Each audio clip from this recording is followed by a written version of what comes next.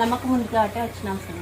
ఇట్లా మీరు చెప్పినారు కదా అప్పుడు నిలబడిపోతుందా నేను 2 నెలలు పోతుందా నేను తిరుపతి ఇట్లా అనుకోపోని అనే వద్ద మాట ఎవరి మాట మాటలా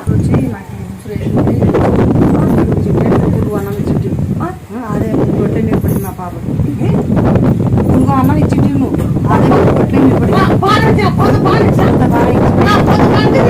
అట్లే నిలబడి